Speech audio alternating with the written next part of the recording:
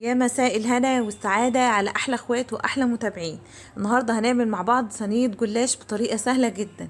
ناس كتير بعتتلي بتقولي ان صينية الجلاش بتطلع ناشفة جدا، ما بتطلعش طرية من جوه مقرمشة من بره، اللون ما بيبقاش موحد. النهاردة كده هقولك على كل الأسرار، بس أهم حاجة حطيلي لايك وكومنت زي القمر زيك، ويلا نبدأ في الوصف. واول حاجه كده هنبدا فيها هو عصاج اللحمه. تعالوا كده اقول لكم السر في عصاج اللحمه. اول حاجه لازم تبقى عندي طاسه سخنه جدا جدا علشان اللحمه ما تنزلش ميتها. استخدمي اي كميه لحمه مفيش مشكله، وهقول لك ازاي تضاعفي الكميه واللحمه بتاعتك ترمي معاكي كميه كبيره. طب لو انا ما سخنتش الصينيه او الطاسه اللي انا هستخدمها، ايه اللي هيحصل؟ هتلاقي ان اللحمه بدات تنزل الميه بتاعتها، ولسه بقى هتاخد وقت معانا لحد اللحمه ما تشرب الميه. بعد كده ما بدأ اللون اللحمة يتغير، هبدأ كده انزل بمعلقة من السمنة الفلاحي. لو مش موجود عندك ممكن تستخدمي زبدة، زيت، اي حاجة انت بتحبيها. هنزل ببصلاية كده متقطعة متوسط معايا، وهبدأ اشوحها كويس جدا. اول ما البصلة تبدأ تتدبل معايا واللحمة كده، هبدأ انزل بالبهارات بتاعتي. ما بحبش خالص اكتر البهارات، بس تعالوا كده اقول لكم ايه اللي بيخلي صينية الجلاش ريحتها كده تفتح النفس. رشة كده من الملح، نص معلقة من الفلفل الاسمر، ونص معلقة من السبع بهارات، ونص معلقة كده من توابل اللحمة. والسر بقى في جوزة الطيب. وعايزه اقول لكم ان جوز الطيب حلال، لان في ناس كتير بتقول ان هي حرام، لا استخدميها وعلى ضمانتي. هبدا كده ابشرها بشره حلوه كده.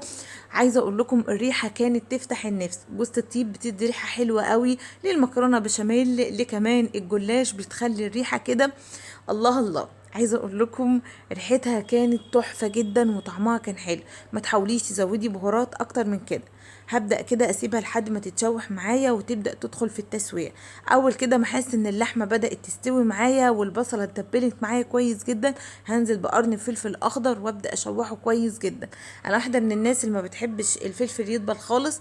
اول كده ما احسه بدأ يطرى معايا ببدأ اقفل النار، علشان كده بضيف ان الفلفل في اخر حاجة. كده تبقى الوصفة جاهزة معايا. تعالوا كده اقول لكم على التوابل بتاعتنا تاني. نص معلقة من الفلفل الاسمر، نص معلقة من توابل اللحمة، نص معلقة من السبع بهارات، رشة حلوة من جوز الطيب، وطبعا ما ننساش الملح. كده كانت جاهزة معايا العصاجة. هبدأ كده نشتغل في الجلاش. اول حاجه كده انا بحب اجيب الجلاش من عند بتاع الفرن، يعني اللي بيبدا بيكون مخبوز معايا ويبقى طري، ببلاش تجيبه المتجمد معايا. وماليش حظ، مفيش مره اشتريت صينيه مفيش مره اشتريت جلاش وما طلعش معايا متقطع. ليه بقى؟ ما اعرفش. يلا بقى نشتغل فيه. هبدأ كده أقسم لفة الجلاش على نصين. هحط النص في قعر الصينية، والنص التاني هحطه على الحشوة. أول حاجة كده بدهن الصينية بمعلقة من السمنة. طبعا ممكن تستخدمي زبدة، ممكن تستخدمي سمنة فلاحي، مفيش أي مشكلة. تعالي كده اقولك علشان صينيه الجلاش ما تبقاش تقيله معاكي ودسمه هنعمل ايه. اول حاجه كده بستخدم رقيق من الجلاش، وابدا ادهن دهنه بسيطه من السمنه، وبرجع استخدم برضو رقيق من الجلاش وادهن دهنه بسيطه من السمنه. لو انتي ما بين كل راق وراق دهنتي سمنه، هتلاقي ان الصينيه طلعت معاكي تقيله قوي ودسمه، لان فيها كميه سمنه كتير. طيب واحدة بقى تقولي انا مش هدهن سمنة خالص، وهبدأ ادهن كل الطبقة اللي هي تبقى في قعر الصينية، وبعدين ادهن عليها كمية سمنة كتير. هقولك كده هتلاقيها تقيلة معاكي ودسمة وطعمها تقيل قوي.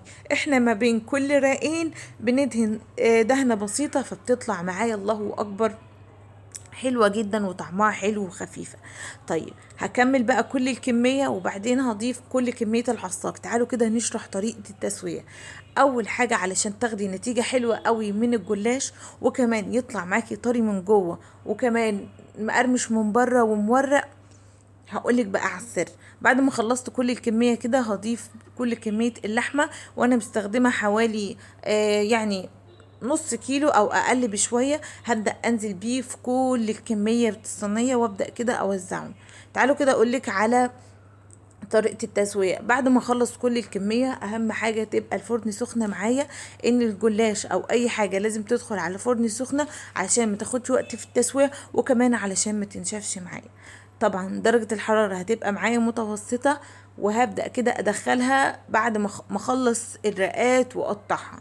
هديها 10 دقايق، واول كده تبدأ تنفش معايا، والسمنة كده تبدأ تخلي الرقات بقى ما تبقاش لازقة في بعضيها وتكون مورقة معايا.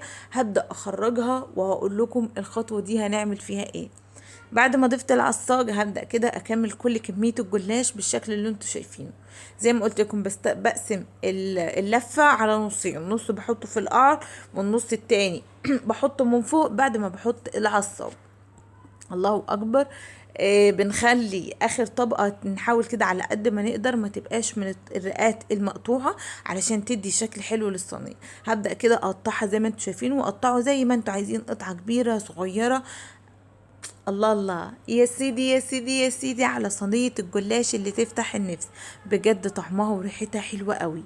هقطعها زي ما انتوا شايفين، انا بقطعها على التلاتة وبرجع اقسمها تاني وهدخلها الفرن. هبديها بالظبط 10 دقايق لحد زي ما بقول لكم الرقات تبدأ كده تورق معايا وتبدأ كده تسخن معايا، علشان لو ضفنا اللبن والبيض في الاول هتطلع مقرمشة جدا، وكمان مش هتطلع مورقة معايا، وهيطلع طعمها مش حلو خالص. اهم حاجة بأكد على كلامي، هندخل الصينية الفرن لحد كده 10 دقايق ما تاخد التشميعة بتاعتي السمنة. ده كده شكل الصينية بعد ما دخلتها الفرن واخدت معايا 10 دقايق. شايفين؟ تحسوا ان كده اتشمعت معايا ولونها اتغير.